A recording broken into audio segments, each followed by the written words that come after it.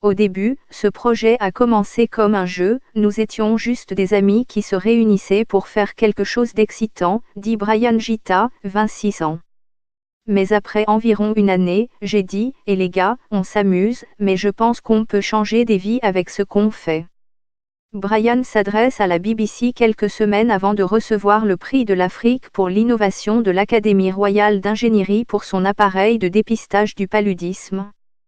Il y a 4 ans, Brian et ses camarades de l'université Makerere ont mis au point cet appareil peu coûteux et réutilisable appelé Matibabu qui dépiste rapidement le paludisme sans faire de prise de sang.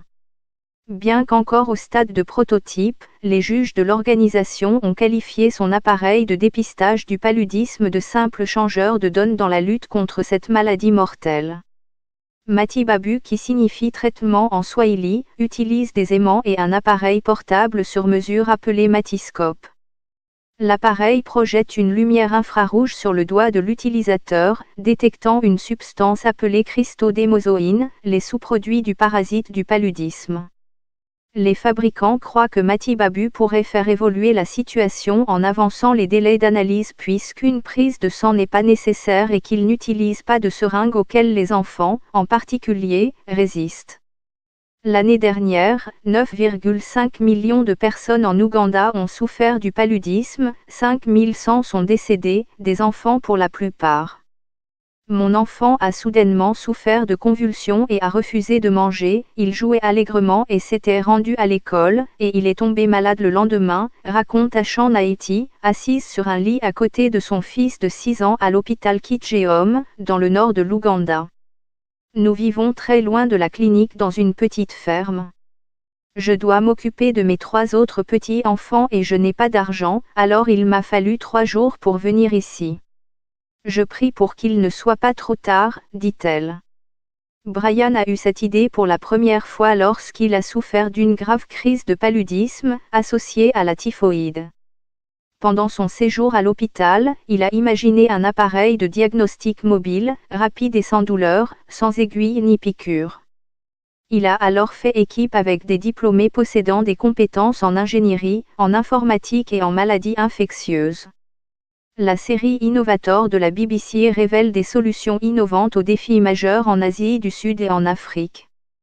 Pour en savoir plus sur BBC Innovator. Le dernier modèle Matibabu de 5e génération n'a besoin que de 2 minutes pour dépister le paludisme, contre 30 minutes ou plus à l'aide d'un microscope. L'autre méthode de dépistage actuellement acceptée, les tests de diagnostic rapide, prend jusqu'à 15 minutes et nécessite une prise de sang, mais ne peut pas indiquer le nombre de parasites, ce qui pourrait conduire à une surmédication. Comme le Matibabu ne nécessite pas de prélèvement sanguin, il n'a pas besoin d'être opéré par un spécialiste et peut donc être utilisé par les communautés elles-mêmes. De plus, Matibabu est connecté à un smartphone, ce qui signifie qu'il peut collecter des données et alerter les équipes de santé en cas d'épidémie. Beaucoup de gens vivent dans des communautés rurales isolées où les routes sont mauvaises, alors ils ont du mal à accéder à un service de santé, a déclaré le Dr Geoffrey Akena, directeur de l'hôpital de Kitjeom. Pour tenter de résoudre ce problème, nous avons déployé des équipes de santé locales qui sillonnent la région pour soigner les gens, mais nous n'avons pas toutes les informations ainsi ils se déplacent à l'aveuglette. Quelque 1,5 million de cas graves de paludisme dégénèrent en complications sévères chaque année en Ouganda, selon le ministère de la Santé, ce qui signifie que cette maladie a été dépistée trop tard.